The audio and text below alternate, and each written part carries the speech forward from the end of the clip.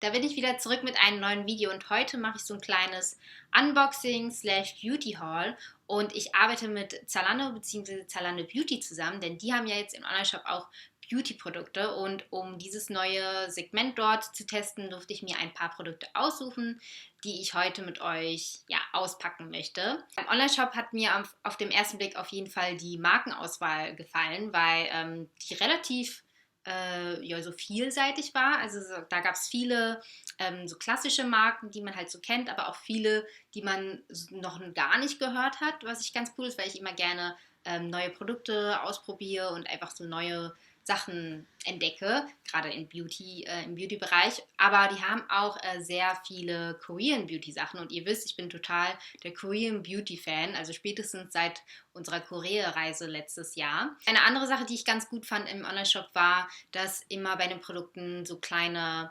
Schlagwörter immer dran geschrieben sind, also so langanhaltend, Feuchtigkeit oder was auch immer, dann hat man gleich auf den ersten Blick, okay, was soll dieses Produkt überhaupt machen oder ob es Green Beauty bzw. natürlich ist. Und es gibt zu jedem Produkt auch immer so einen Bereich für Reviews, also das finde ich immer gut, da kann man immer gleich von anderen Leuten sehen, was die über dieses Produkt gedacht haben. Ich finde, das ist immer sehr hilfreich und da muss man nicht irgendwie extra separat googeln dafür.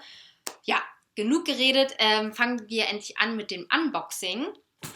Ich habe hier mein Paket und das Setup übrigens ist so wie beim letzten Video, weil jemand hat geschrieben, dass das ihr ganz gut gefallen hat, dass das so ein bisschen lockerer ist und so. Und da ich hier jetzt auch eine Box neben mir liegen habe, dachte ich mir, passt das sowieso ganz gut. So, die Produkte, die man bestellt hat, kommen dann auch immer in so einer durchsichtigen Pouch, was ich ganz praktisch finde, weil man die ja immer ganz gut zum Fliegen und so weiter verwenden kann. Ich fände es nur, ehrlich gesagt, besser, wenn immer so viele Produkte wie möglich in einer Pouch gemacht werden. Normalerweise ist immer nur ein Produkt pro Pouch und wenn man dann viele Produkte bestellt hat, dann hat man halt ganz viele von denen und ja, ist einfach ein bisschen unnötiges Plastik. Aber gut, ich habe es jetzt nur umgefüllt, damit ich jetzt nicht ganz viel aufmachen muss. Aber fangen wir mal an mit dem ersten Produkt und das fand ich schon total spannend. Also von der Marke habe ich vorher noch nie was gehört. Und zwar ist das von The Library of Fragrance ein Parfum und zwar mit der Duftrichtung Baby Powder. Und das ist inspiriert von dem Babypuder von Johnson Johnson, also so ein ganz klassisches Babypuder, was so einen ganz bestimmten Geruch hat. Und das soll halt danach riechen. Ja, es riecht auf jeden Fall genau danach. Ich spüre es mal rauf. Mein Gott, es ist genau der Geruch. Also ich weiß nicht, ob ihr dieses Babypuder kennt. Ich kenne es hauptsächlich von den Philippinen, weil das da irgendwie sehr verbreitet ist. Und da hat man auch, also als Kind hat man dann immer so ein, man sich immer, ja, als Kind wurde man da meistens irgendwie so ein bisschen am Rücken damit abgepudert, damit man einfach so ein bisschen trocken bleibt, weil es eben so heiß ist und dann schwitzt man halt. Und das riecht echt genauso. Also es weckt total Nostalgiegefühle. Ja, ich finde den Duft halt irgendwie ganz schön, weil der ist so sanft und sehr sauber, für mich jedenfalls. Und die Marke hat aber auch ganz, ganz viele verschiedene andere interessante Duftrichtungen, also zum Beispiel Salty Air oder Raindrops, wo ich auch sehr gespannt wäre, wie die Düfte riechen. Ja, aber das finde ich schon sehr cool. Also ich habe keine anderen pudrigen Parfums aktuell, deswegen habe ich mich dafür entschieden und ich war einfach so super gespannt, ob das wirklich nach diesem Puder riecht und ja, das tut es. So, dann habe ich von Fine mir ein Deo ausgesucht. Das kommt in so einem Pöttchen, alternativ aber auch in so Tubenform. Ja, und das ist ein Deo ohne Aluminiumsalze, 100% vegan, natürlich und organic. Und das ist eine Marke aus Berlin. Und die wollte ich sowieso immer ausprobieren, weil ich diese Marke schon in vielen Blogs gesehen habe und einfach eine gute Alternative gegenüber herkömmlichen Deos mit Aluminiumsalzen. Und ja, die haben auch verschiedene Duftrichtungen. Ich habe mich entschieden für Vetiver Geranium. Ich glaube, das ist deren Signature-Duft, wenn ich mich nicht irre. Und ich mache es jetzt mal auf.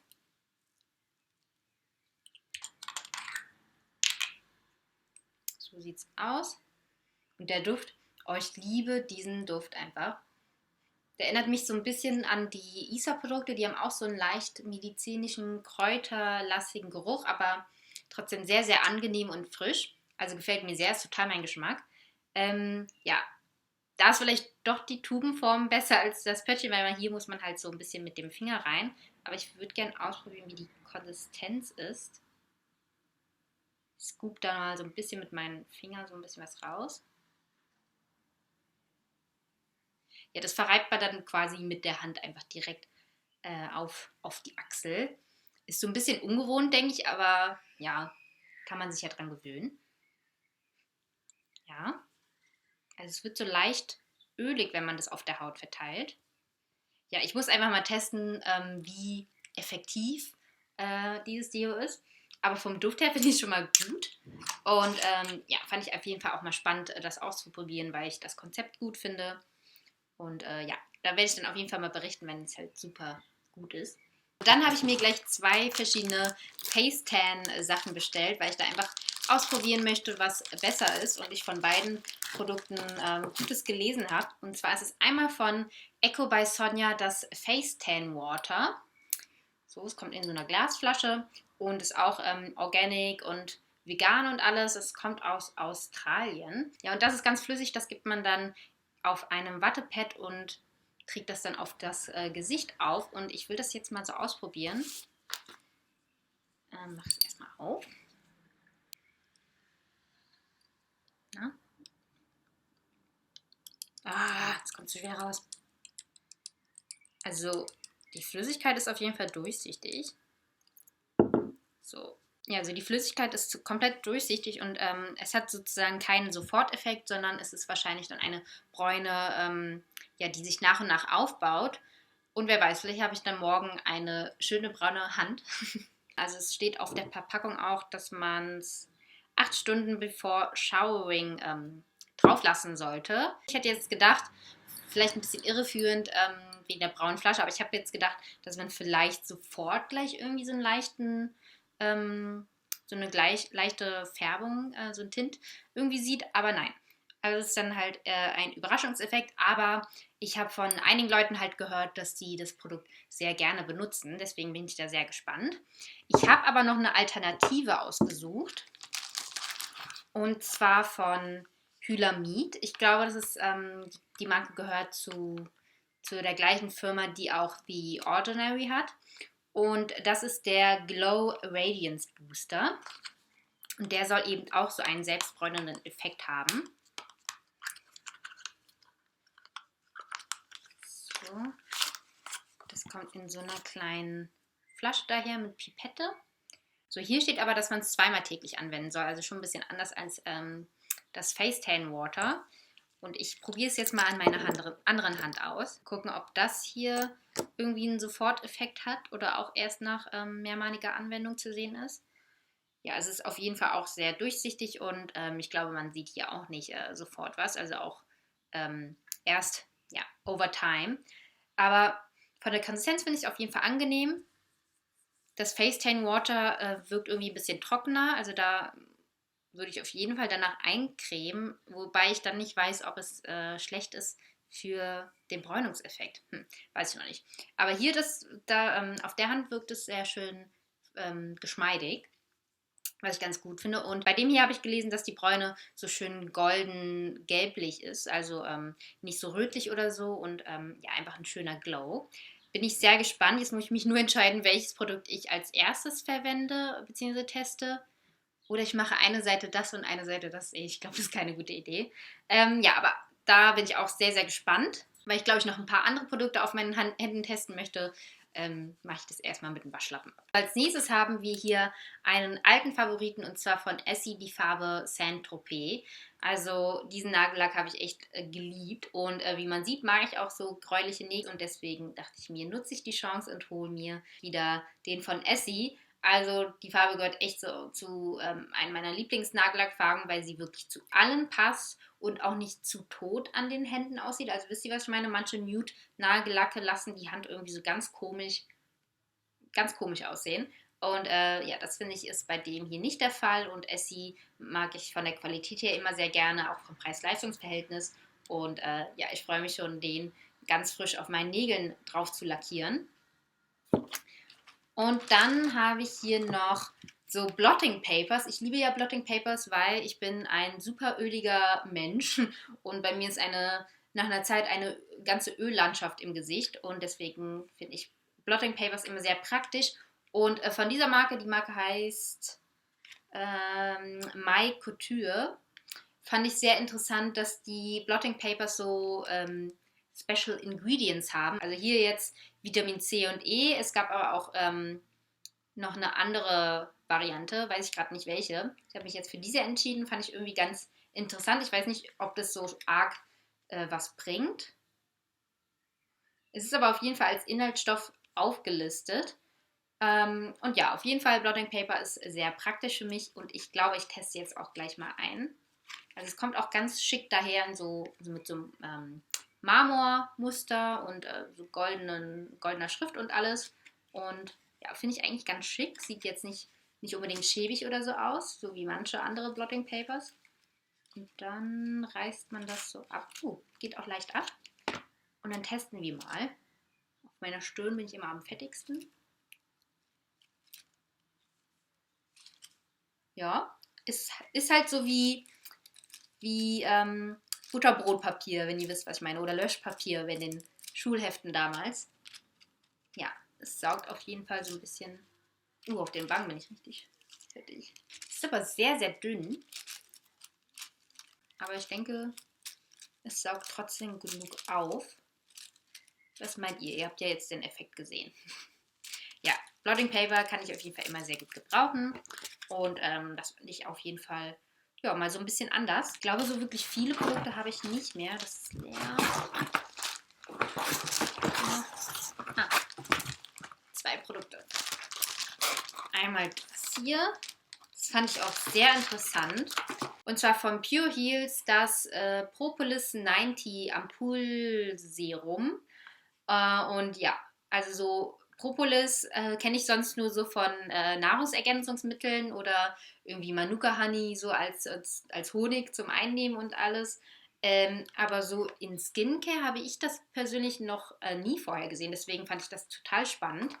Ja, und das soll so soothing, also so beruhigende Eigenschaften haben und so reparierende Eigenschaften und auch feuchtigkeitsspendend. Und kommt hier in so einer hübschen Glasflasche mit Pipette daher. Finde ich sehr hübsch, wie es aussieht, so mit dem Gelb. Gucken wir nochmal, was draufsteht. Mit 90% wertvollem Propolis-Extrakt und 16 pflanzlichen Ölen stärkt sensible Haut und versorgt sie mit einem wahren Feuchtigkeits- und Nährstoffboost bis in die tiefen Hautschichten. Extrakte aus Aloe Vera, Lakritze, Sonnenblumen und Arganöl machen die Haut weich und sorgen für einen gesunden Glow. Klingt auf jeden Fall sehr gut und hier ist auch die Ingredients-Liste und da ist wirklich an allererster Stelle dieses Propolis-Extrakt, dann Glycerin, dann Aloe Vera, Niacinamid, mag ich auch sehr gerne und Hyaluronsäure für die Feuchtigkeit. Ja, klingt auf Papier auf jeden Fall sehr gut und ich glaube, ich probiere da gleich mal ein bisschen.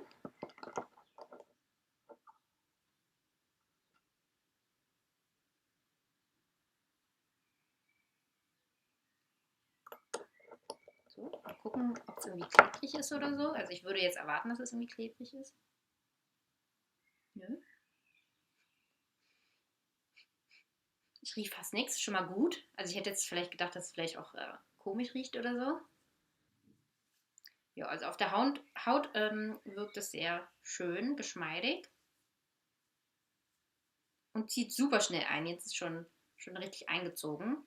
Also ja, das verwendet man halt wie ein Serum nach der Gesichtsreinigung, nach dem Toner, aber vor der Tagespflege. Ich glaube, alternativ kann man das aber auch ja, ein paar Tropfen in die Tagespflege dazugeben.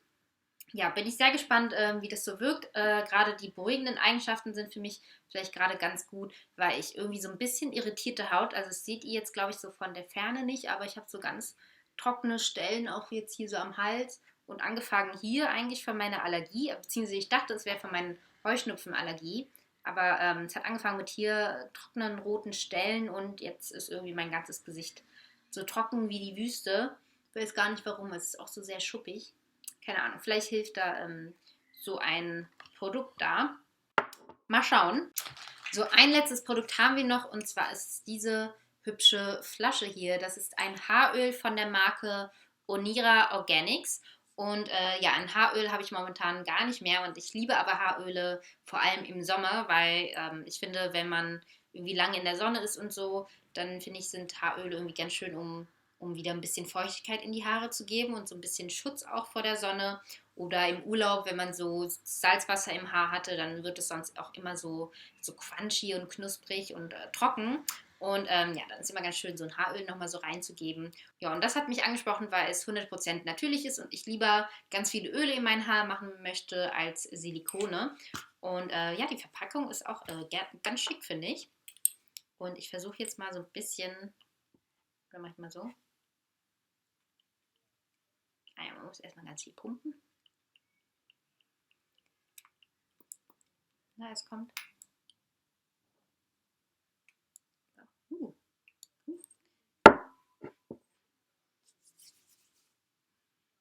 Uh. Der Geruch ist sehr lecker. Bisschen fruchtig, aber sehr lecker. Ich glaube, ich verteile das mal so ein bisschen so und gebe mir jetzt einfach mal ein bisschen in die Haarspitzen. Because why not?